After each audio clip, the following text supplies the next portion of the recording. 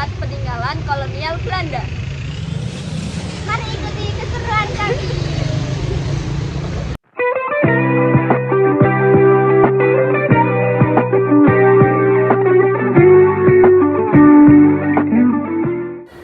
Jembatan Loji di Pekalongan adalah salah satu warisan sejarah yang mencerminkan perkembangan infrastruktur pada masa kolonial Belanda.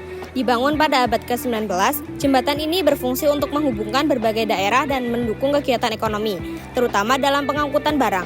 Pada masa itu, Pekalongan merupakan pusat perdagangan penting, terutama dalam bidang tekstil. Jembatan ini tidak hanya berfungsi sebagai simbol kemajuan teknik dan arsitektur kolonial. Desain jembatan ini menunjukkan pengaruh gaya Eropa yang diterapkan dalam konteks lokal. Selama masa penjajahan, pembangunan infrastruktur seperti jembatan juga mencerminkan tujuan strategis Belanda untuk memudahkan kontrol dan eksploitasi sumber daya di Indonesia.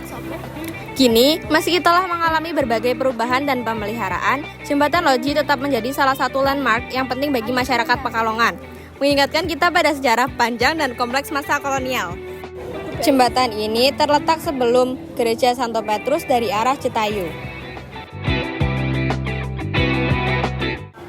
Setelah mengunjungi Jembatan Loji, kami melanjutkan perjalanan untuk mengunjungi tempat bersejarah lainnya.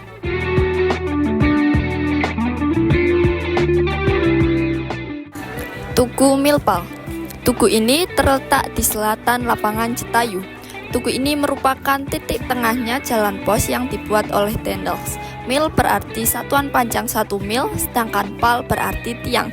Jadi bisa diartikan jika milpal merupakan titik 0 km dari kota Pekalongan. Gedung Bakorwil yang terletak di kawasan Citayu mempunyai sejarah tersendiri bagi kota Pekalongan. Gedung kuno ini dahulunya merupakan rumah jabatan yang dipakai residen Pekalongan tempo dulu. Istilah kerennya adalah rumah dinas bagi presiden. Arsitektur gedung Bakorwil mencerminkan gaya arsitektur Eropa yang khas pada awal abad ke-20 dengan sentuhan khas Nusantara yang kental. Struktur bangunan yang kokoh dengan dinding tebal dan langit-langit tinggi menunjukkan kecanggihan teknik bangunan pada zamannya. Kantor Pos Kota Pekalongan. Bangunan tua dari zaman Belanda ini dahulunya digunakan untuk kirim surat. Hingga kini fungsinya tetap sama, yakni mengurusi hal surat menyurat.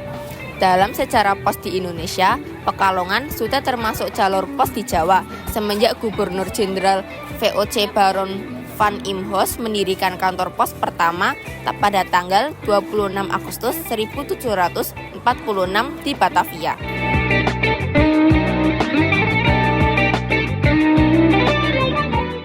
Saat menuju PT Pertani, kami melewati 2 gedung peninggalan kolonial yang sekarang dimanfaatkan menjadi gedung Batik TV dan juga Gor Citayu. Museum Batik. Pada masa penjajahan kolonial Belanda, gedung ini merupakan kantor keuangan yang membawahi 7 pabrik gula di Kerasidenan Pekalongan. PT Pertani, Pekalongan menjadi salah satu daerah ladang gula demi kelancaran pengiriman uang maupun keperluan transaksi lainnya membuat pemerintah Hindia Belanda di Pekalongan mendirikan bank sekitar akhir abad 19. Bank ini kemudian tutup menjelang kedatangan Jepang di Pekalongan Desember tahun 1941. Kota Pekalongan ternyata memiliki sebuah benteng peninggalan VOC yang lokasinya terletak di pinggiran Kali Loji. Benteng dengan luas 5.170 meter persegi dibangun sebagai bagian pertahanan serta untuk perluasan wilayah kekuasaan VOC di pesisir Pekalongan. Pembangunan benteng Pekalongan ini merupakan awal dari tonggak mulainya penjajahan VOC di tanah Pekalongan. Sisa benteng masih ada di pojok dekat dengan penjagaan atau tepat di depan pabrik Limun Oriental. Sekarang, benteng ini digunakan untuk rumah tahanan Pekalongan sejak tahun 1950.